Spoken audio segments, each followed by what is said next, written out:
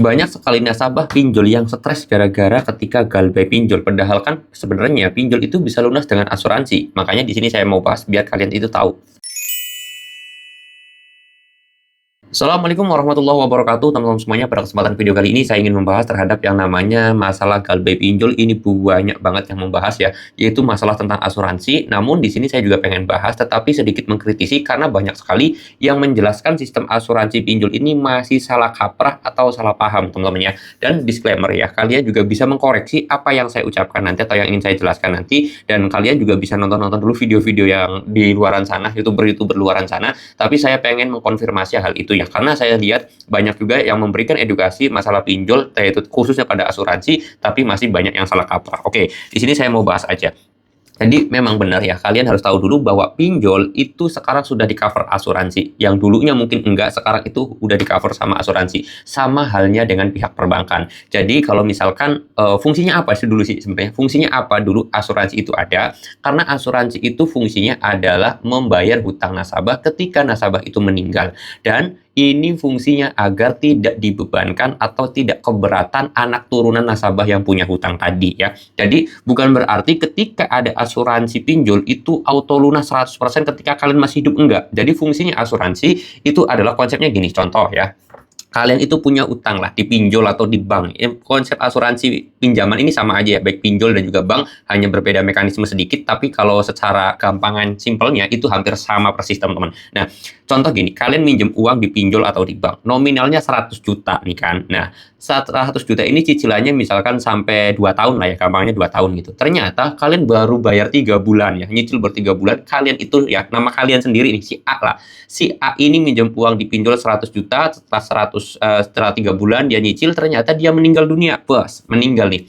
Nah, ketika meninggal, pihak bank dan juga pihak pinjol itu nggak boleh nagih ke anaknya ya, atau ke pamannya si A, ke anaknya si A, ke adiknya si A, itu nggak boleh. Kenapa? Karena disinilah fungsinya asuransi, karena nanti asuransi yang bakal ngelunasin hutang nasabah, hutang si A ini, baik di pinjol, baik di bank, kayak gitu ya teman-teman ya. Jadi nanti nih pihak bank ataupun pihak pinjol itu nggak boleh nagih ke anaknya si A, itu nggak boleh. Kasihan anaknya si A, apalagi anaknya masih sekolah gitu kan, harus dibayar harus bayar utang orang tuanya, itu nggak boleh. Jadi banyak nih teman-teman semuanya yang percaya kalau misalkan asuransi itu atau asuransi jiwa kredit ya namanya, kalau dalam dunia pinjaman itu namanya asuransi jiwa kredit, itu nggak bisa diklaim, itu nggak bisa diambil kalau nasabahnya nggak meninggal.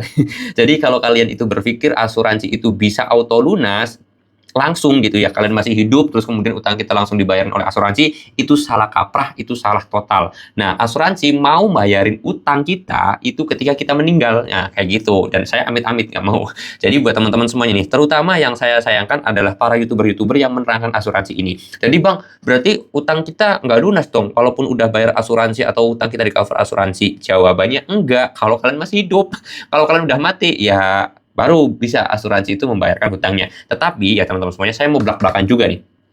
Mungkin saja, mungkin ya, pinjol itu mengatakan nasabahnya udah meninggal. Jadi misalkan kalian udah galbay nih sampai 1 tahun. Pihak pinjol itu biasanya, mohon maaf nggak tahu juga ya, mungkin saja memanipulasi data. Jadi kalian misalkan nih, kalian udah galbay 1 tahun.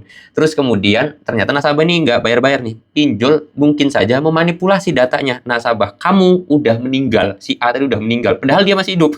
Untuk mengklaim asuransinya agar asuransi tersebut bayar ke pinjolnya. Itu banyak kasus tersebut. Yang nggak tahu sih, wallahu a'lam, saya juga. Tapi mungkin saja bisa terjadi seperti itu, oke? Jadi mudah-mudahan teman-teman semuanya bisa paham. Tapi kalau masalah pinjol kasarnya sih memanipulasi data tersebut ya, itu kan urusannya pinjol, bukan urusannya kita juga gitu loh. Jadi ya sudah nggak usah terlalu dipikirkan. Yang jelas memang pinjol itu ada asuransi, bank juga ada asuransi, namanya asuransi jiwa kredit, asuransi pinjaman, gunanya agar nanti ketika kalian itu meninggal dunia, pihak bank ataupun pihak pinjol nggak menagih ke anak cucu kalian. Udah seperti itu, oke? Mudah-mudahan bisa dipahami, dan kalau teman-teman semuanya mau tanya, boleh tinggal tulis aja di kolom komentar, atau kalau mau konsultasi gratis sama saya, tinggal DM aja ke Instagram saya. Saya tutup dulu videonya dan kata assalamualaikum warahmatullahi wabarakatuh.